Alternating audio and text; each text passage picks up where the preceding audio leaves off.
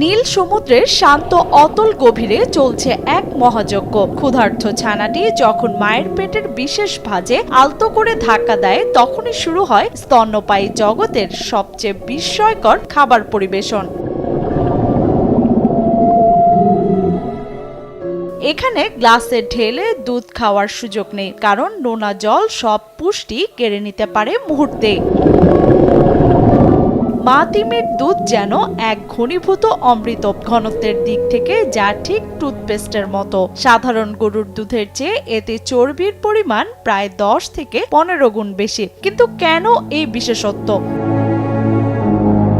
পানির নিচে যাতে এই দুধ ছড়িয়ে না পড়ে, তাই হয়তো এমন বিষয়। যখনই মা তিমি সংকেত পায়, তখন তার বিশেষ পেশিগুলো প্রবল শক্তিতে সংকুচিত হয়, আর ঠিক তখনই মায়ের শরীর থেকে বাচ্চার মুখের ভেতর পিচকিরির মতো তীব্র বেগে ছিটকে বেরিয়ে আসে দুধের ধারা। এ সময় এক ফোঁটা নোনা জলও যাতে পেটে না ঢোকে, সেজন্য তিমির ছানা তার জিহ্বাকে বাঁকিয়ে একটি পানি বিরোধী নল বা স্ট্র এর মতো আকৃতি তৈরি করে। মা তিমির শরীর থেকে ছিটকে আসা সেই ঘন দুধ সরাসরি পৌঁছে যায় ছানার পাকস্থলীতে।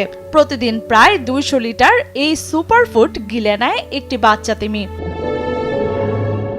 এই তীব্র গতির খাবার সরবরাহের ফলও মেলে হাতে নাতে। প্রতি ঘন্টায় ছানাটির ওজন বাড়ে প্রায় 4 কেজি। মায়ের শরীর থেকে আসা এই চর্বিযুক্ত দুধই মূলত ছানার শরীরের চারপাশে তৈরি করে এক অভেদ্য বর্ম, যা তাকে সমুদ্রের হাড় কাঁপানো ঠান্ডা থেকে রক্ষা করে।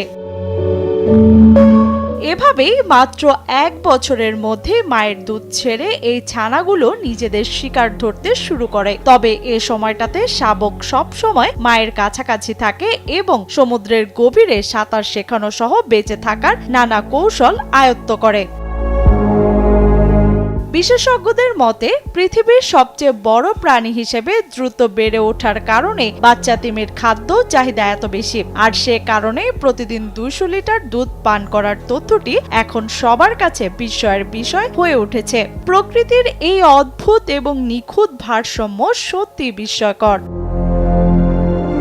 নীল তিমির এই স্তন্যদান প্রক্রিয়া কেবল একটি জৈবিক ঘটনাই নয়, বরং এটি প্রকৃতির এক অনন্য ইঞ্জিনিয়ারিং। সমুদ্রের বিশালতায় টিকে থাকার জন্য মা ও ছানার এই মেলবন্ধন আমাদের চোখে আঙুল দিয়ে দেখিয়ে দেয় সৃষ্টি জগৎ কতটা নিখুঁত আর ভারসাম্যপূর্ণ।